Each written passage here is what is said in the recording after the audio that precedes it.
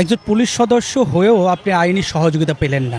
আপনি কি মনে করেন যে বর্তমান অবস্থায় আইনি সহায়তা আসলে সাধারণ মানুষ পাচ্ছে? কোনোভাবেই না। আমি যদি পুলিশ সদস্য হয়, যদি আমি আমার মেয়ের বিচার পাচ্ছি না, একজন পুলিশের মেয়ে মানে অল বাংলাদেশ পুলিশের মেয়ে আমি মনে করি। আজকে যদি এটা ওসির মেয়ে হতো, ওসি কি ওখানে বসে থাকতো চেয়ারে? উনি দেখতেন যে 1 ঘন্টার ভিতরে মেয়ে কোথায় আছে দৌড়াদৌড়ি ইয়ে করতো। এসপির মেয়ে হলে কি করতো? আইজির মেয়ে হলে কি করতো? একজন পুলিশ সদস্যর মেয়ে অপহরণ হয়েছে, সেই অপহরণের পরেও এখন পর্যন্ত উদ্ধার হয়নি তার মেয়ে। এই বিষয়টা আপনি কিভাবে দেখেন? আমার কিছু বলার নেই। আমি বলতে বলতে বলতে বলতে আর কিছু বলার নেই। আমার মেয়েকে আমি চাচ্ছি। আমি ঘুমাইতে পারতেছি না, খাইতে পারতেছি না। মানে আমি কি করব? করার আমার আর কিছু নেই। এখন মাননীয় প্রধানমন্ত্রী আপনাকে দৃষ্টি আকর্ষণ করে বলতেছি, আপনিও একজন বাবা, আপনি আমার মেয়েকে পাওয়ার ব্যবস্থা করে দেন। এখন আপনিই পারেন, আপনি আমাদের শেষ ভরসা। আপনি একজন পুলিশ সদস্য, আপনার 17 বছরের কন্যা হারিয়ে গেছে। আপনি অভিযোগ করেছেন যে তাকে অপহরণ করা হয়েছে। আপনি কেন মনে করছেন যে তাকে অপহরণ করা হচ্ছে? আমি তো বাংলাদেশ পুলিশ সদস্য, যে তো পরিচয় জেনে গেছে।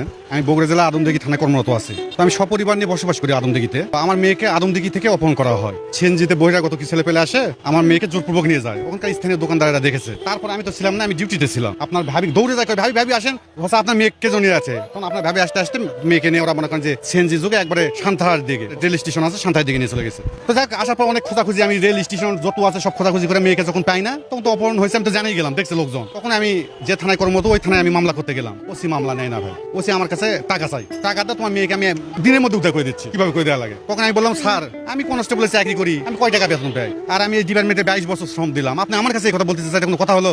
অনেক অফিসারের সঙ্গে চাকরি করছি, কত ভালো ভালো স্যার পাইছে, আপনি কথা বলেন তুমি এখান থেকে যাও, কিভাবে কি করা লাগে আমি মামলা করবো, যাও।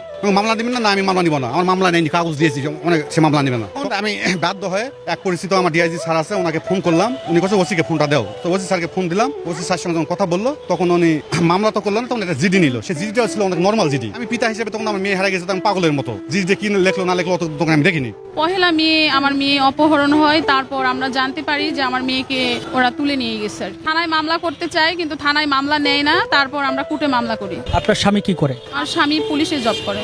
একজন পুলিশ সদস্যর মেয়ে অপহরণ হয়েছে, সেই অপহরণের পরেও এখন পর্যন্ত উদ্ধার হয়নি তার মেয়ে। এই বিষয়টা আপনি কিভাবে দেখেন? আমার কিছু বলার নেই। আমি বলতে বলতে বলতে বলতে আর কিছু বলার নেই। আমার মেয়েকে আমি চাচ্ছি।